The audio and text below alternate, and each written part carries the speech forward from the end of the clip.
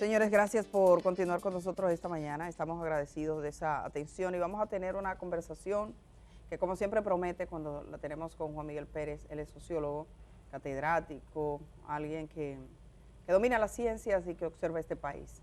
Juan Miguel, ¿cómo estás? Buenos días. Gracias, aquí vamos. Básicamente hay muchos temas que en estos días que tienen que ver con los derechos de la gente. Ayer se conocía, o por lo menos se comenzó a dialogar sobre una decisión del Ministerio de Educación que revierte una decisión anterior que incluso se había llevado ante los tribunales de la República para las políticas de género dentro del ministerio y hacer de las ideas por igualdad y equidad como un propósito, y eso se borró.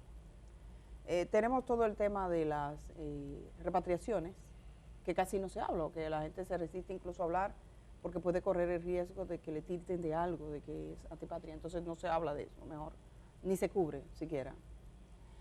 Se habla, pero al revés.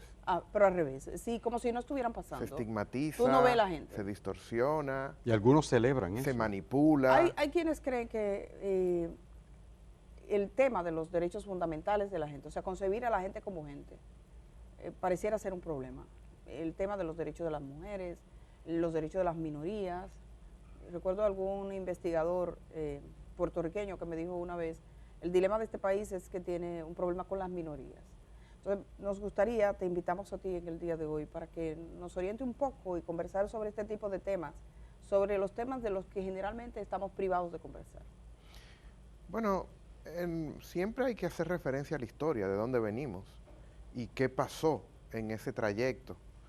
Y evidentemente el tema de las llamadas minorías, que simplemente es una forma de llamarles simbólicamente a aquellos que no tienen participación en las decisiones públicas de manera concreta, es decir, que son las grandes mayorías en realidad, pues eso viene desde hace ya décadas de una pseudodemocracia que arrastra un nombre que no cumple con los objetivos, con su misión esencial, que es la dignidad de las personas a través de los derechos fundamentales, y derechos sociales, derechos económicos, derechos culturales, pero también derechos políticos. Y ese es el menos tocado de todos, los derechos políticos, que han sido reducidos en este orden de libertades, entre comillas, a una sola vez cada 4 años. Al voto. Lamentablemente, nosotros tenemos que remitirnos a la historia del año 1962 para darnos un poquito cuenta qué es lo que ha pasado en este país. En el año 1962, cuando cae la dictadura de Trujillo en el 61, se forma un Consejo de Estado. Ese Consejo de Estado está esencialmente compuesto por intereses de las clases dominantes, es decir, del poder económico y del poder político extranjero que dominaba o que domina todavía en nuestro país. Que sí es una minoría. Exacto. Y el poder conservador de, en ese momento, la Iglesia Católica. Resulta que hay elecciones en el año 62, diciembre del 62, y Bosch trae una serie de propuestas que finalmente obtienen el voto popular mayoritario, casi un 60%. ¿Y qué había en ese programa de gobierno? Que, por cierto, estamos celebrando el 60 aniversario de ese momento histórico, las primeras elecciones libres, la primera campaña electoral y, por supuesto, el triunfo de Juan Bosch. Y eso ha pasado inadvertido. Eso ha pasado inadvertido porque no se busca precisamente rescatar esa historia, porque esa historia tiene precedentes. ¿Y cuáles son esos precedentes que son explosivos para el presente nuestro? Un programa de gobierno del PRD, ese antecedente del PRM, que traía desde los derechos de los trabajadores a participar en las ganancias de la empresa, como declarar la organización de los trabajadores como de suma importancia para el Estado y el desarrollo de una sociedad. Nada más te lo dejé en términos de lo que implica el derecho de los trabajadores. No te voy a hablar ni siquiera lo que implicaba los derechos de la mujer, los derechos del niño, que eran prioridad declarados en ese programa y que luego fueron ratificados en una constitución que por primera vez, la del abril del año 1963, cuando Bosch entra al poder el 27 de febrero de 1963, y luego apenas 2 meses después obtiene una constitución, promulga una constitución que es sin duda alguna aquella que le da visibilidad a esas minorías. Pero ¿qué sucede? ¿Por qué nosotros tenemos que esa minoría hoy sigue siendo la marginada, sigue siendo la relegada, sigue siendo aquella que no tiene acceso a esos recursos que el supuesto crecimiento económico destina para todos? Precisamente porque Bosch sufrió un golpe de Estado a los 7 meses. Y sufrió un golpe de Estado precisamente por esos intereses generales, por ese bien común, por esa entrada en la historia de esas llamadas minorías, que era lo que él había prometido, que era lo que necesitaba el país para hacerle honor a la palabra democracia, pero esa transición lamentablemente fue interrumpida. Sí, ciertamente. ¿Y por qué, Juan Miguel, ni el PRM, que es la continuación del PRD, fundado por Juan Bosch, ni el PLD, que de alguna manera debería ser el heredero natural del pensamiento de Bosch? ¿Por qué ninguno de esos partidos, y mucho menos Leonel Fernández, por qué no reivindica, si son los mayoritarios, ese pensamiento, esa vocación democrática de Bosch? ¿Por qué no? Bueno, en el año 60, esa república que fue interrumpida, esa república progresista que fue interrumpida el 25 de septiembre y que logró, a pesar de ese derrocamiento, el retorno a poder por algunos días, los días del 24 al 28 de abril, cuando las fuerzas leales a Bosch retomaron el poder y que finalmente fueron también, lamentablemente, interrumpida nuevamente el curso de la historia dominicana con una intervención militar. Esa intervención militar trajo un proyecto. Ese proyecto fue la restauración de una república conservadora con Balaguer.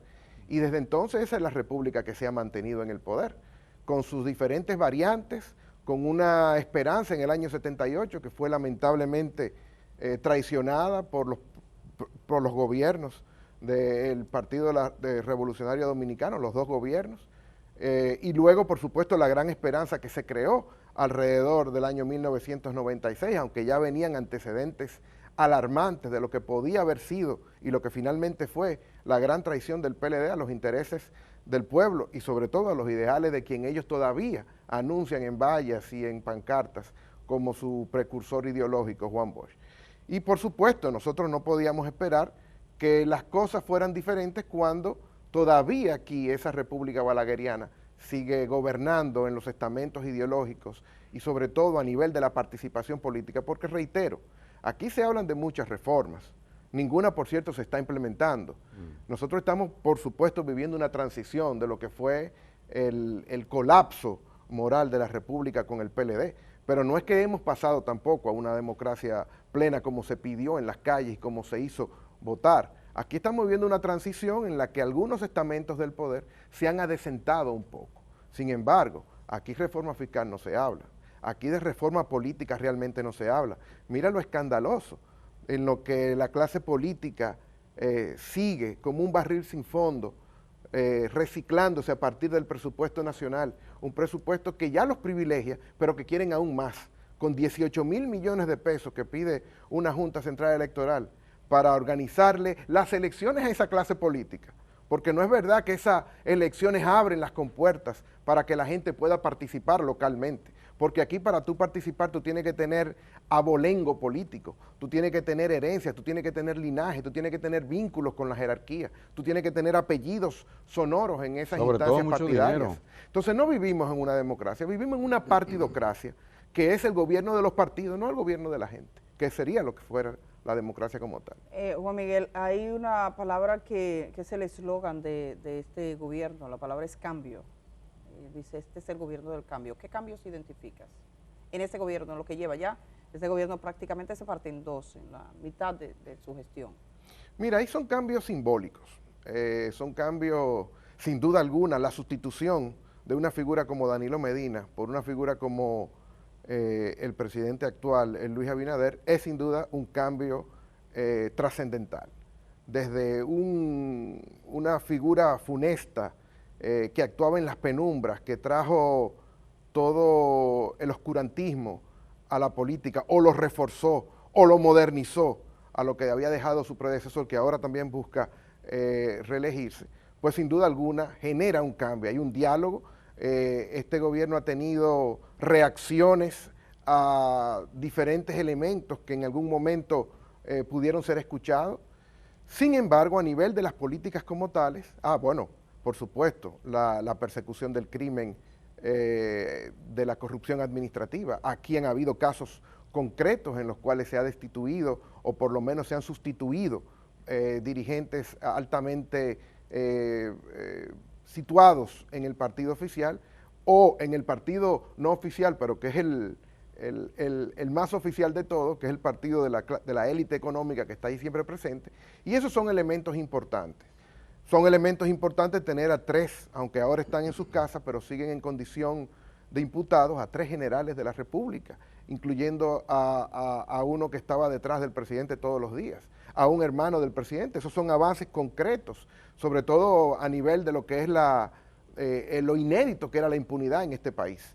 Sin embargo, reitero, a nivel de políticas públicas, nosotros seguimos en una regresión democrática. Y cuando digo regresión democrática es el incremento del poder con que las ya privilegiadas élites de este país mantenían una tutela sobre la cosa pública en las diferentes instancias en las que esa cosa pública se decide, en las diferentes comisiones, en los diferentes consejos nacionales, etcétera. Ahí donde se deciden las cosas, lamentablemente sigue habiendo una injerencia, ya no extranjera, pero sí interna, de esos poderes fácticos que continúan ahí, y no hay por qué no llamarle así.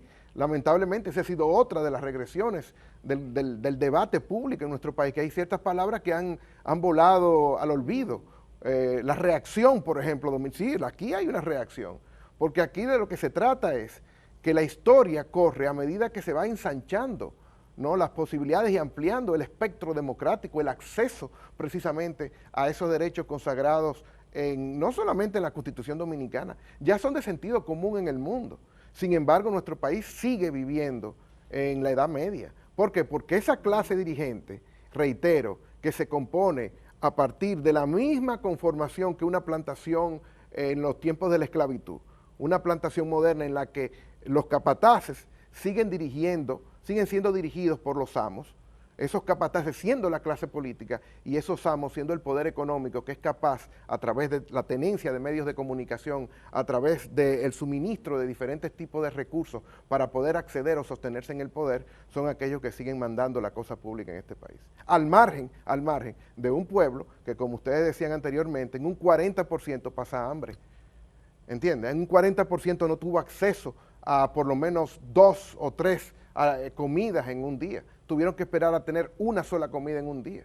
Y esa es la desnutrición. Imagínate la malnutrición en este país. Y no solamente de comida, te reitero, de derecho de acceso realmente a tomar decisiones, que son los intereses de ellos. Y cuando uno se los relega, cuando uno lo delega a una clase dirigente que es muy distinta a la que está siendo administrada, pues o hay ineficiencia en las políticas públicas porque se diseñan de una manera que no van acorde con lo que la gente vive, o sencillamente defienden primero los intereses de quienes las hacen o de quienes mandan a hacerlas antes de lo que las sufren y la padecen. Bueno, el caso que tú citabas, por ejemplo, el turismo. Es decir, ayer se emitieron, o no sé, unos días antes, una solicitud ante el Congreso de la República para la exención de impuestos a las líneas aéreas, etcétera, etcétera. Perfecto, para que vengan más turistas. Pero eso va acorde con una transformación del modelo turístico en este país, con una exigencia de los poderes públicos para que la República de Punta Cana pueda realmente redistribuir mejor sus recursos. La República. Claro, es una república aparte. Ahí hay de todo, ahí hay aviones, ahí hay aeropuertos, ahí hay acueductos, ahí hay de todo, hay carnaval, hay de todo. Distinto a lo que pasa realmente en el país, siendo, reitero, siendo la que socioeconómicamente es la más pobre de todas. Eso es injustificable, eso es escandaloso en una república que se llame realmente democrática. Juan Miguel, decía Martí que la crítica es el ejercicio del criterio. Entonces, a ti, ejerciendo el criterio, criticando libremente, fuiste incluso afectado por el sistema educativo de este país. Juan Miguel, no sé si recuerda. El sistema político, porque sí, el sistema educativo no me hizo nada. Es verdad, no era el sistema educativo, era el sistema político. ¿Criticabas algo de la gestión educativa? No, ni siquiera. Sí. Yo criticaba como funcionario del sistema funcionario? educativo. Nunca en mis intervenciones públicas hice referencia al campo de acción en el que me movía, por respeto a mis superiores, pero sí ejerciendo el derecho cívico y como sociólogo, que además trabajo para la función pública en la Universidad Autónoma de Santo Domingo y recibo dinero público, no solamente podía, tenía el deber de hablar. Exacto. ¿No? Y diciendo, por supuesto, lo que estaba pasando aquí. Y cuando se habló de Danilo Medina, pues... Fue cancelado. Exacto. Fue cancelado. Ahí desvinculado, mismo, como dicen. desvinculado, al vapor. Y esa fue la razón. Una entrevista, que por cierto me la concedí a mí. Sí. Entonces, pero conoces profundamente todo el sistema educativo y te has formado para ello, te has formado para tener una mirada del impacto que tiene la educación en las sociedades. Ayer se conocía una disposición del Ministerio de Educación, de este ministerio, que deja sin efecto una ordenanza del 2019. Esa ordenanza integraba todo el tema de una política de Estado mirando hacia la igualdad entre hombres y mujeres y los desafíos de tener una conversación desde la escuela. Parece ser que eso no será posible por mucho tiempo en República Dominicana, como no será posible hablar de educación sexual, aunque las niñas sigan embarazándose y las sigan embarazando, incluso hombres adultos. Somos uno de los países que llevan notas privilegiadas en el embarazo en adolescentes. Entonces quería que hablaras un poquito la lectura que das a ese acontecimiento. Te vamos a brindar un café para que no se enfríe, porque un café frío no tiene gracia, a menos que sea deliberadamente frío. Pero un café que iba a ser caliente, llegue frío, está feo. Gracias, Ken. Entonces, cuéntanos cómo lo ves. Primero, esa orden departamental había quedado obsoleta. Había sido un llamado a la reflexión, se había creado todo una iniciativa, pero no tenía dientes con que morder, no tenía presupuesto, no tenía plan de implementación. Es realmente una obsolencia. Una intención. Exacto, era una intención. Lo preocupante es que, siendo una intención dejada en la obsolencia, haya habido una manifiesta acción de evidenciar que se sacaba, como cuando se actúa con cierta hazaña, como esa paz de Cartago, que no solamente habiendo vencido se conforma, sino que además genera una humillación ante el vencido por parte del vencedor. Y esto trae mucha preocupación porque, ¿por qué? Si eso estaba inútil, si eso no servía a nada, si eso no fungía con ninguna función en particular, se aplicó plenamente. ¿Para qué hacerlo?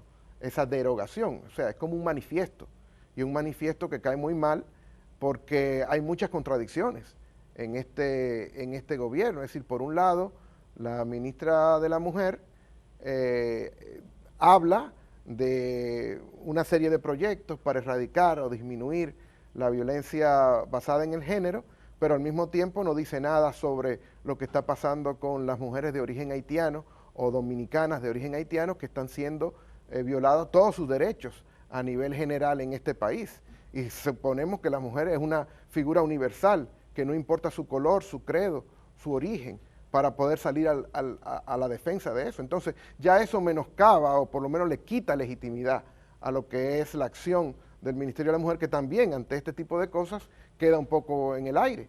Y hay que recordar que en este país, en el año 2003, aquí hubo una acción que queda como en las antologías del honor de la función pública, cuando un ministro en funciones, como el ministro Hugo Tolentino, renunció a un momento de estar en desacuerdo porque eso entraba en contradicción, la invasión a Irak, en la cual su ministerio podía estar participando con el envío de tropas dominicanas, y renunció porque eso entraba en contradicción con su historia y con sus principios. Ha sido el único en más de 50 años. Exactamente. Entonces, ¿qué esperan una serie de ministros que tienen una serie de convicciones, por lo menos cuando estaban en la calle, así lo veían en las marchas, en las manifestaciones, ante los diferentes elementos que están sucediendo en este país? Por ejemplo, el ministro de Relaciones Exteriores se les indicaba como una persona que respetaba y que era parte del conjunto de personas en este país que promovían la defensa de los derechos fundamentales de los inmigrantes, de los trabajadores inmigrantes. Y hoy en día es uno de los grandes voceros de esta política inhumana que ha llevado en el plano internacional nuestro país, lamentablemente, a una fama que no se merece un pueblo solidario como el nuestro, un pueblo tan hospitalario como el nuestro, un pueblo trabajador como el nuestro, no solamente aquí, sino en otras partes del mundo, donde lo mismo que hacemos aquí con los haitianos nos pasa a nosotros en otros territorios. Y eso es muy lamentable, ese apagón reiteraba en la última vez que estuve aquí, ese apagón moral Exacto. que ha pasado lamentablemente en nuestro país. ¿A qué atribuye tú como sociólogo ese afán por demostrar quién es más conservador?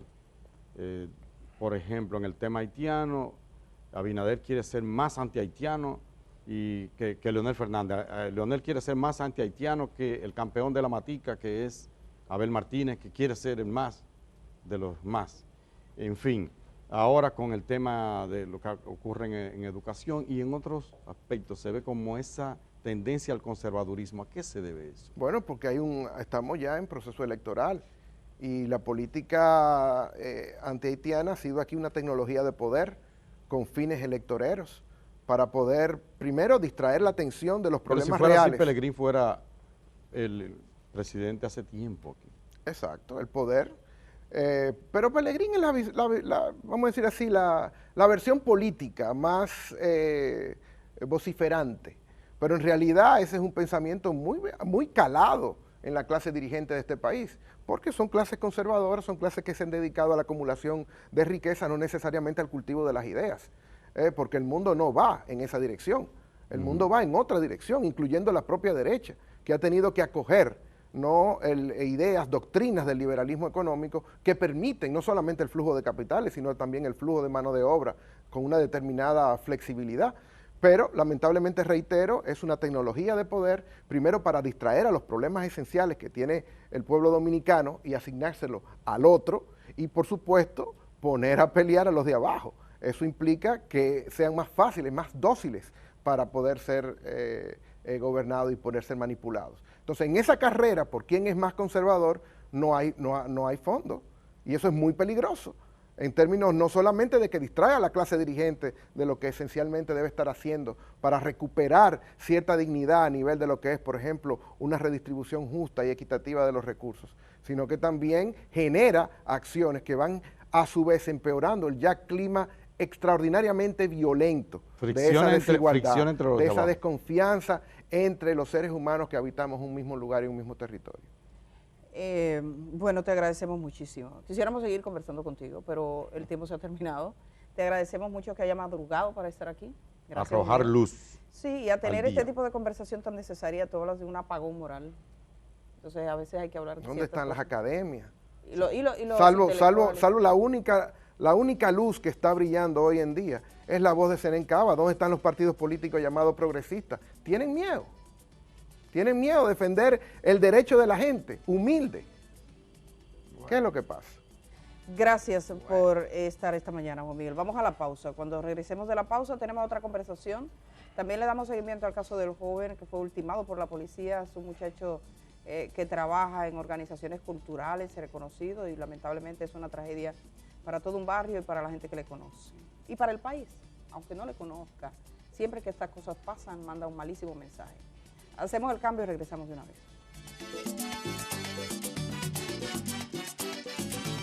Allá donde vayas, cuando salgas de casa, continúa con nosotros en YouTube. El Día, 25 años de buen periodismo.